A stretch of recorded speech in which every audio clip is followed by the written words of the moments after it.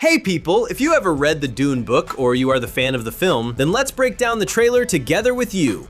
Last days, a teaser trailer of New Dune Part 3 was released. There is no doubt we are in for a visual art that is must-see in cinema. Look like Denis Villeneuve is going to present us his one more masterpiece for the Dune fans. Thanks to the fact the film is shot entirely on IMAX camera, literally every pixel is visible, and music of Hans Zimmer is top-notch as always. At a special event before the trailer premiere, Denis Villeneuve emphasized that Dune Part 3 is completely differs from others' parts.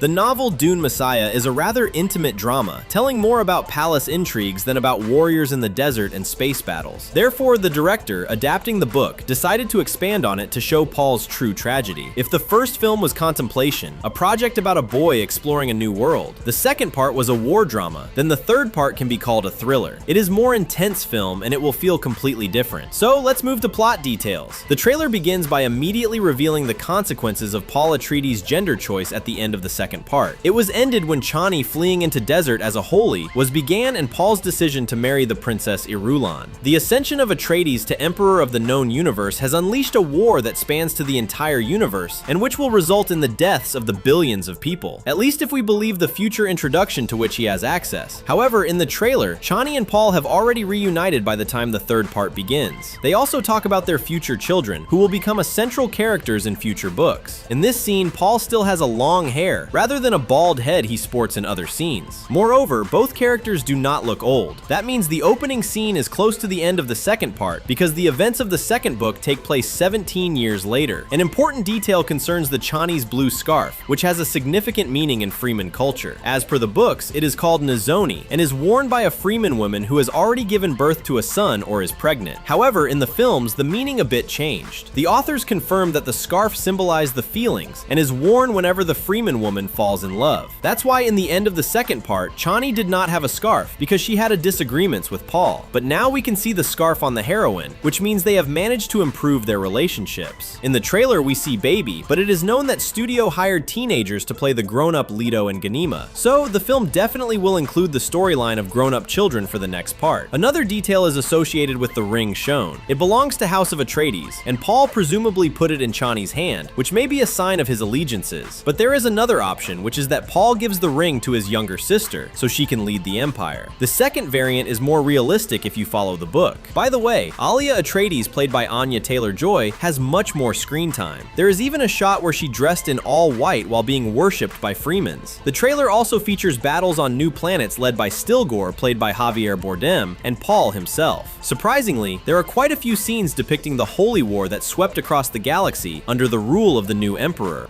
Dune Messiah the book skipped over the conquest in many ways, but judging by the footage presented, the third part will show it enough. Paul walks through the rubble of the battle, which he and his army won on an undisclosed planet. This is one example of the destruction he brought about during his reign. The director deliberately decided to demonstrate how Atreides' war is essentially genocide, and how gradually becomes less of a leader. This, in turn, leads to the decision to stop him, not by force, but through conspiracy. The book follows Paul's attempts to maintain power as his grip on the galaxy literally unravels. And to make all this clear, Denis Villeneuve decided to expand the story and sports Paul's new hairdress, just to demonstrate the significant time jump. Considering that the trailer features equal parts hair and hairless scenes, it can be concluded that the third film will be divided into two logical parts. The first will consist of scenes of reconciliation with Chani, a meeting with Lady Jessica, and demonstration of military events. The second part will be devoted to the consequences and the conspiracy against the Emperor. Another discrepancy with Frank Herbert's book is the appearance of Lady Jessica. Rebecca Ferguson returns to her role, although she was not presented in the Dune mission. In the trailer, she and Paul had conversation in which she said that his father never started the war. Interesting that in this scene, the floor is depicted in the traditional form of Caladan. Caladan is the home planet of Atreides, which they ruled for about 26 generations. It looks like Paul will be turning to his mother for advice in the midst of a holy war, which is done specifically for the film. The reason is probably to keep viewers connected to her, as Lady Jessica will play a big role in the sequel, but also in the third Children of Dune book.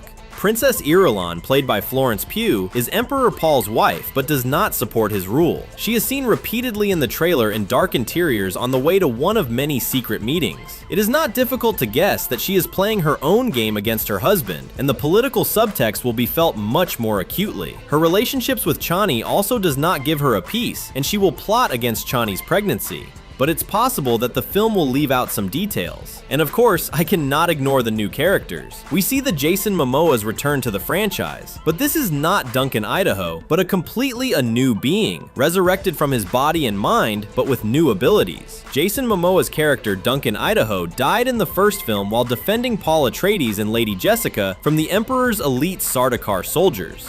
The Bene Tleilax's order will create the clones, which in Herbert's universe are called Golas. His name is Hate, and he will be given to Paul as a gift. This explains why his eyes color changed. At the same time, Hate plays one of the main roles in the final arc between the Emperor and the rebels. I won't spoil a lot, just note that Momoa will have much more screen time compared to his previous appearance. By the way, the gift will be presented to Emperor by Skytail. He is played by Robert Pattinson, who, frankly, is hardly recognizable. Skytail is a skilled manipulator. That's why he manages to gain the Emperor's trust. Of course, this is not done just like that. Pattinson plays a role of main antagonist in the third part. He is one of those who is carrying out the conspiracy to overthrow the government.